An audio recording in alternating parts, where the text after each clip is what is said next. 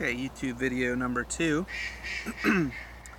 The first video is about it was an introduction, and I told you all I would be talking a little bit about some of my ideas and things that occurred to me.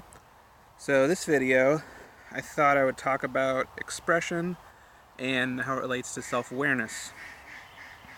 In my opinion, I'm an artist, so when I think of expression, I think of art. I think of drawing, I think of music, paintings, films, TV, any idea that you have that's creative, and you put yourself into that and reflect it back out into the world is a form of expression. And I think it's an interesting thing that humans do, and I think the reason we do it, again, this is all just my thoughts, my opinions, I'm not an expert on any of this stuff. I'm looking down at my notes here. I think we express ourselves for a couple different reasons. So different people obviously express themselves in different ways. Some people just talk a lot, some people draw, some people paint, some people sing, some people play an instrument, some people make movies, some people, I don't know, some people just consume a lot of those things like video games or books, and then they like to talk about them and they can really relate to it. So we express ourselves in different ways, and I think we do it for a couple reasons, in part because it's a way to you put a piece of yourself into material form so you can look at it.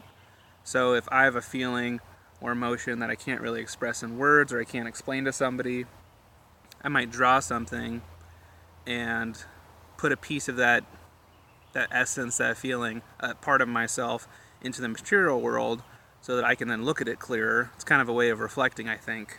I think that's why people express themselves. That's one reason why people express themselves. And I think the other way they do it, or the other reason they do it, is to be heard. So while you're expressing yourself, you're putting something from your inside outside so that you can see it better, and also so others can see it, and maybe they will resonate with that, they'll relate to it, and then you can connect with them. Ultimately, I think expressing yourself is about trying to find connection. So it's just a little theory I have, and it's just a part of a grander theory. But I think we want to be understood and connect to people. And so if you express yourself, you can reflect a bit and get to know yourself a bit, so you understand yourself more, because you can see your inner workings in a more comprehensive form right before your eyes, and then others can see that, and then they can respond to it. So I think that helps us connect.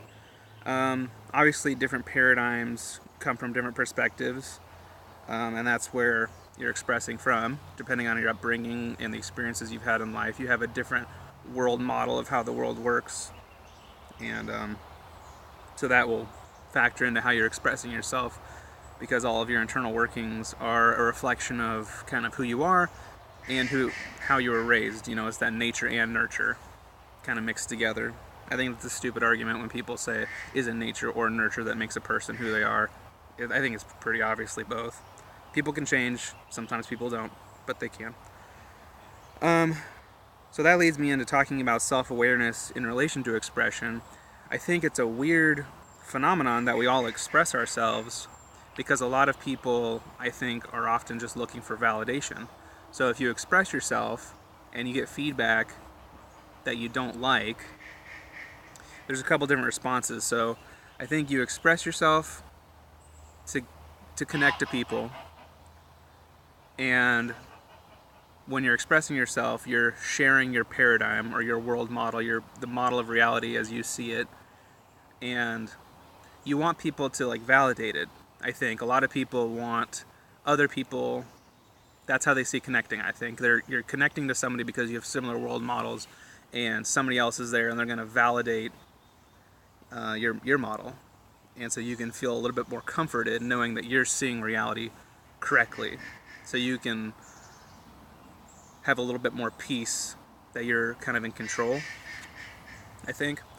But there's a problem with that mentality, because if you're not validated, I think they react in a couple different ways. If you're mature and self-aware, I think when your model isn't validated, you perk up and you listen to someone else's perspective, and then you incorporate any new information, you assess any new information, and then you incorporate what you think is correct into your model, and you make the adjustments in your paradigm to try and have a better model of reality.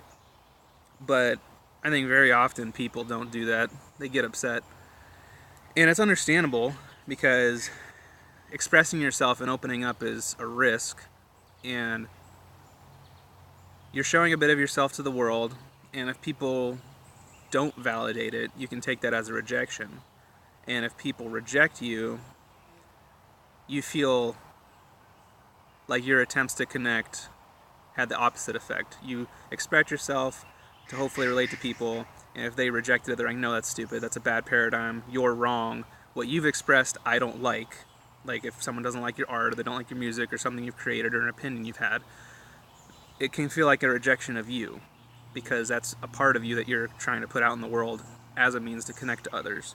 And if people reject that, and you're not mature enough to understand that it's not about you, people's reactions to you are about them, then you take it very personally. And I think it's often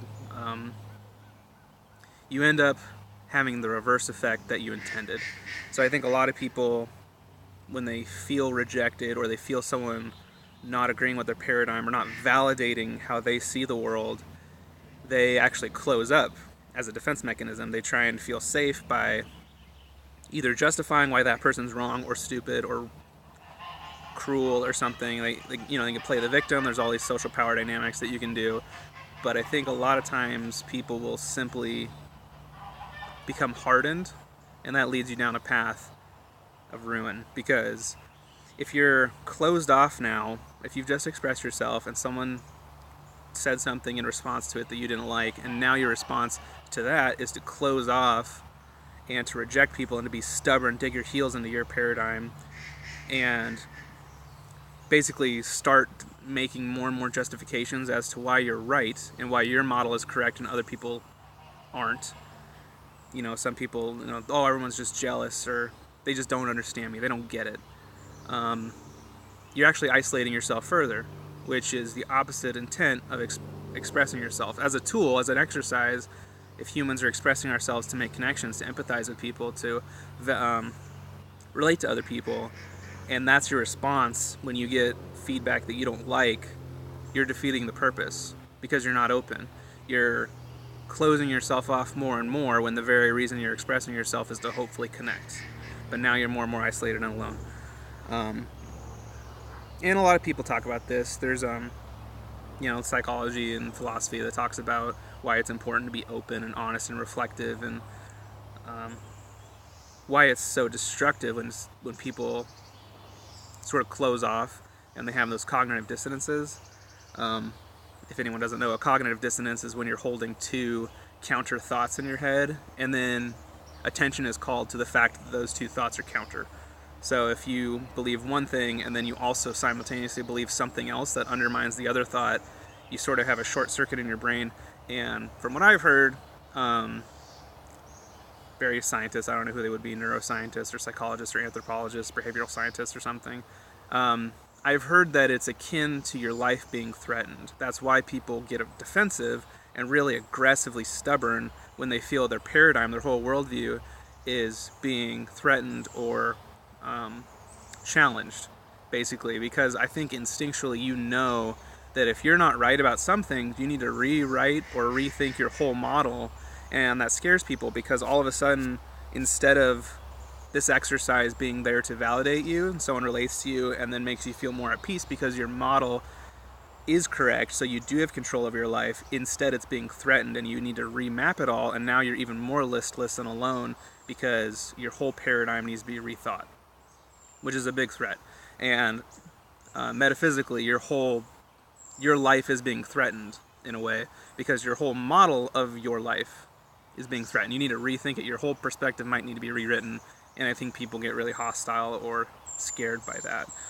But you can grow and learn really quickly if you're open and you're mature enough to not get your ego involved, and you don't take offense when people counter you, and then you listen to them. And a lot of times people are wrong. Everybody's wrong. I'm wrong, because we all have a different perspective. So there's no objective right or wrong for a model of reality, because we can't have that. We're trapped within our own perspective. But if you can try and incorporate other people's models into yours, you'll just grow, and your model will be more and more complete, or more and more flexible and resilient and concrete, and you'll feel less and less threatened because you get used to how to adjust your model. You don't have to break it all down from the start. I mean, everything, a lot of what you know is true, at least for your purpose in living. You know, gravity pulls you to the earth, and light is how you see things, so you don't need to rethink everything. And I think if you have a better handle and you're more reflective on your own paradigm, that'll just make you a better person, because not only will you feel more comfortable in your own skin, you feeling more comfortable in your own skin will help you to help other people. So that's my message for today. Just some thoughts. I don't know if I expressed them the best, but if you guys have any thoughts, you can put them in the comments below. You can also comment on my Instagram if you want. Again, that's Ben the Evil Clown. It's kind of long. I'm now realizing that's probably not the best tag for people to find me, just because it's so excessively long. But I'll put a link to it in the description. You can follow me on Twitter or Instagram. I always like discussions. People, you can comment whatever. You can tell me how stupid I am, how I don't know anything. I don't. I'm just a person, so I know as much as you do. If you guys want to check out my art, if you're interested in any of the projects I'm working on, like I said in the first video, I'm not very good at self-promoting, so please ask questions, because I always like answering them. I don't really know a lot of times what to put out there myself, so it helps me if people ask questions so that I can know what to say. So thank you for watching. I'll see you in the next video.